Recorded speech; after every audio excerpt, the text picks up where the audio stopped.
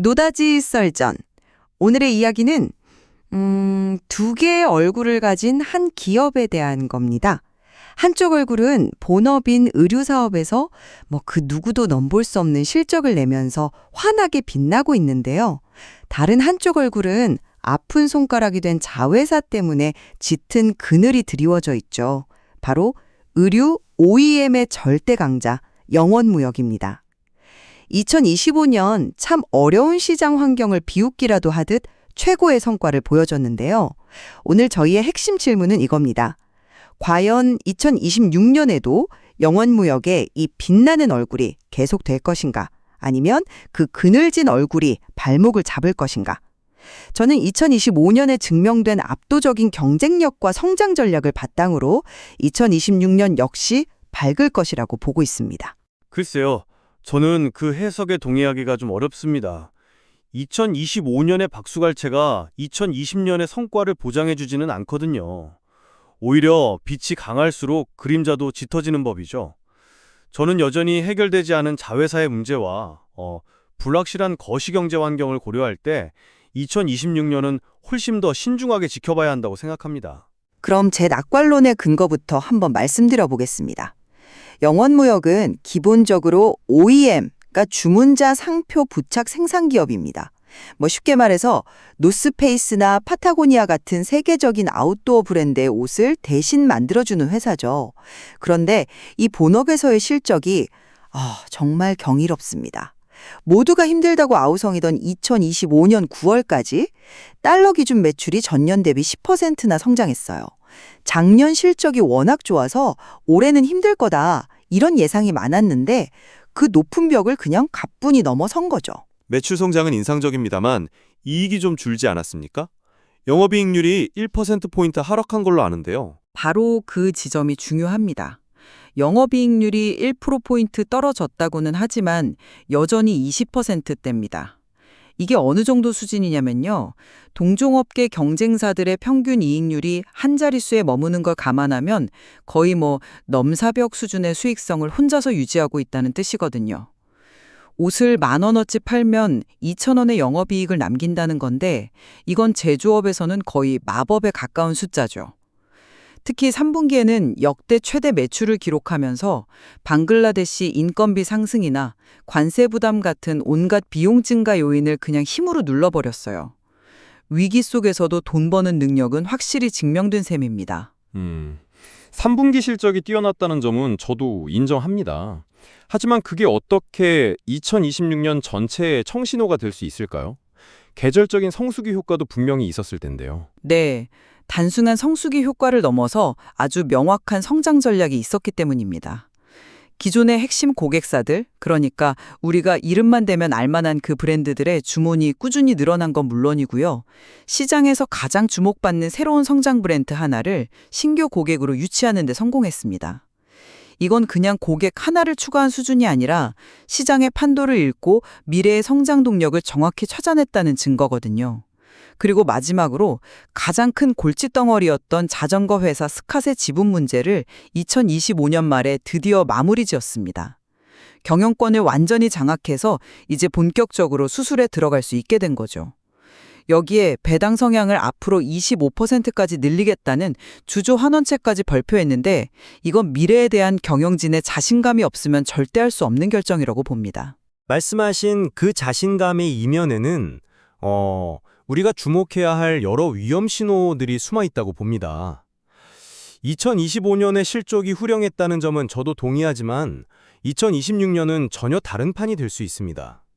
우선 당장 내년 오더 전망 자체가 한치 앞을 내다볼 수 없는 안개 속입니다. 영업무역의 핵심 시장인 북미와 유럽의 소비자들이 올겨울에 옷을 얼마나 사입었는지가 2020년 주문량을 결정하는데 그 성적표는 2월이나 3월은 되어야 받아볼 수 있거든요. 아직은 아무것도 확신할 수 없는 거죠. 특히 미국의 중저가 소비 시장은 여전히 냉기가 흐르고 있어서 영업무역의 고객사들도 안심할 수 없는 상황입니다. 하지만 영업무역은 그런 중저가 시장보다는 성장하는 고가 기능성 브랜드에 집중하고 있지 않습니까? 신규 바이어 유치도 그 전략의 일환이었고요. 바로 그 점이 제가 우려하는 두 번째, 세 번째 이유와 연결됩니다. 먼저 자회사 스카테 리스크는 전혀 해소되지 않았습니다. 지분 인수로 경영권 분쟁은 끝났을지 몰라도 자전거 업황 자체가 최악의 불황이에요. 2025년 3분기 이바이크 수요만 봐도 전년보다 15%나 급감했어요. 이런 상황에서 스캇 혼자 시장을 거슬러 성장할 수는 없습니다. 2026년에 온전한 흑자 전황을 기대하는 건 너무 이른 희망이죠. 이건 영업무역 전체 실적에 계속해서 마이너스 요인이 될 겁니다. 그리고 마지막으로 그 모두가 칭찬하는 20%가 넘는 이익률. 저는 이게 양날의 검이라고 봅니다. 한번 입장을 바꿔서 생각해보죠. 만약 우리가 노스페이스의 구매 담당자라면 어떨까요? 우리 본사는 힘들어 죽겠는데 하청업체인 영업무역은 20%씩 이익을 남긴다. 가장 먼저 무슨 생각이 들겠습니까? 바로 가격 좀 깎아달라는 말이 나올 수밖에 없습니다. 마진 압박의 가장 좋은 명분이 되는 거죠. 3분기 말 기준으로 재고가 여전히 전년 대비 20% 이상 높다는 점도 만약 수요 예측이 빗나갔을 때 큰 부담으로 돌아올 수 있는 잠재적 폭탄입니다. 흥미로운 지적이시네요. 다만 저는 그 문제를 좀 다른 각도에서 보고 싶습니다. 먼저 신규 바이어 효과에 대해 이야기해보죠. 기존의 주력 브랜드들이 성숙기에 접어들면서 성장이 다소 둔화될 수 있는 시점이었습니다. 바로 그 절묘한 타이밍에 시장에서 가장 뜨거운 성장 브랜드 중 하나를 고객으로 확보했다는 건 정말 대단한 성과입니다. 2025년 두 자릿수 성장의 1등 공신이 바로 이 신규 바이어였고 2026년에는 주문량이 훨씬 더 늘어날 것으로 기대되거든요. 이건 단순히 고객 하나를 추가한 게 아니라 미래를 위한 포트폴리오 다각화에 성공한 결정적인 한 수라고 봐야 합니다. 저는 그 결정적인 한 수라는 표현이 오히려 불안하게 들립니다. 의미 있는 신규 바이어가 한 곳이라는 점을 우리가 간과해서는 안 됩니다. 기존의 안정적인 고객 다변화 구조에서 갑자기 특정 신규 고객 한 곳에 대한 의존도가 높아지는 것은 새로운 리스크 아닐까요? 회사 스스로도 기존 브랜드 중 일부는 추가 성장이 어렵다고 인정했습니다. 그 빈자리를 이 신규 바이어 단 한 곳이 모두 메우고 나아가 회사 전체의 성장을 견인할 수 있을까요? 저는 여기에 물음표가 찍힙니다. 모든 계란을 하나의 새로운 바구니에 담는 위험을 자초하는 것일 수도 있습니다. 그건 너무 비관적인 해석이죠. 그만큼 신규 바이오의 성장 잠재력이 폭발적이라는 의미로 받아들일 수도 있지 않겠습니까? 오히려 검증되지 않은 여러 것을 어설프게 뚫는 것보다 확실한 성장주 하나에 집중하는 게 지금 시장 상황에서는 더 영리한 전략일 수 있습니다. 자, 그럼 가장 의견이 갈리는 자회사 스캇 문제로 넘어가 보죠. 저는 지분 관련 불확실성이 2025년 말에 완전히 종결되었다는 점 자체에 큰 의미를 부여하고 싶습니다. 그동안은 경영권을 완전히 확보하지 못해서 손발이 묶여 있었지만 이제 100% 내외사가 됐으니 비로소 과감한 구조조정과 경영 정상화라는 다음 단계로 나아갈 수 있게 된 겁니다. 첫 단추를 꿰은 거죠. 실제로 현지 통화 기준으로 재고가 전년 대비 30% 가까이 큰 폭으로 감소했고 손실폭도 줄어들고 있습니다.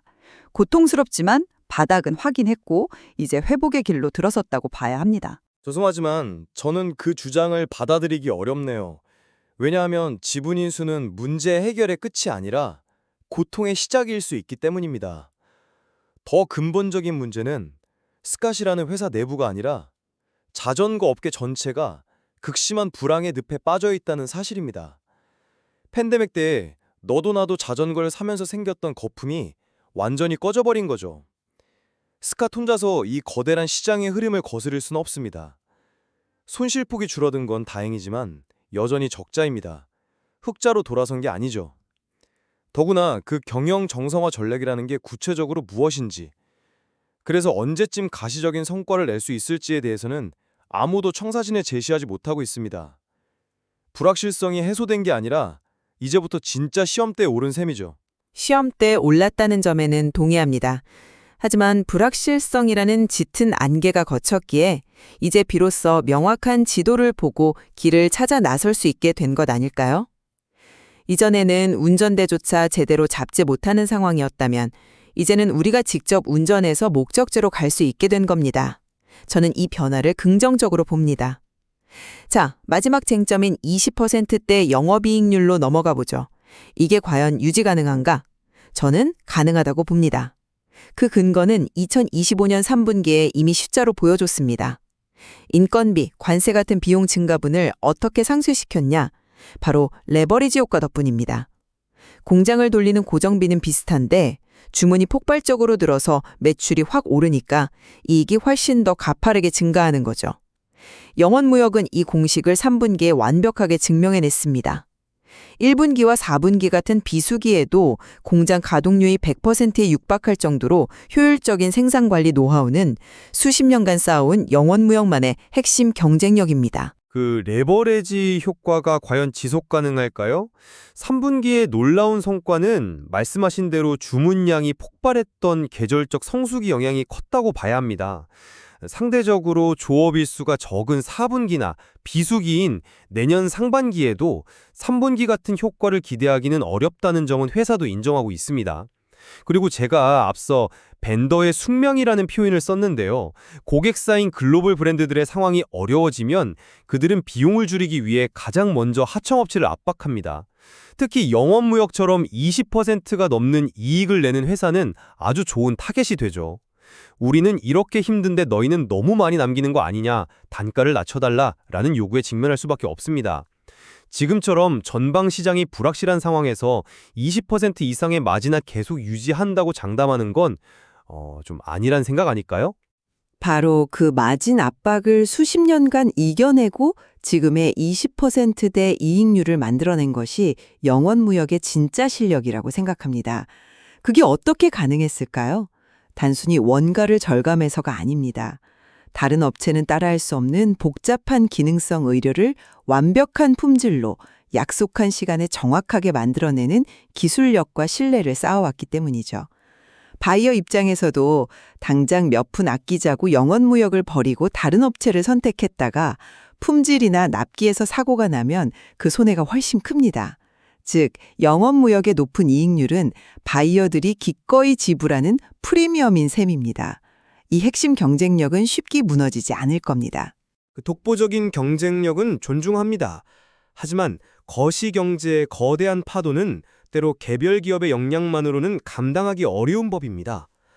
2025년의 성과는 분명 괄목할 만하지만 그것은 이미 지나간 과거의 데이터입니다. 2026년은 미국 소비시장의 회복 여부라는 거대한 물음표와 언제 정상화될지 모르는 자회사 스캇이라는 무거운 짐을 지고 시작하는 해입니다. 여전히 높은 재고 수준과 지속적인 비용 상승 압박 또한 언제 터질지 모르는 잠재적 위험 요인이고요.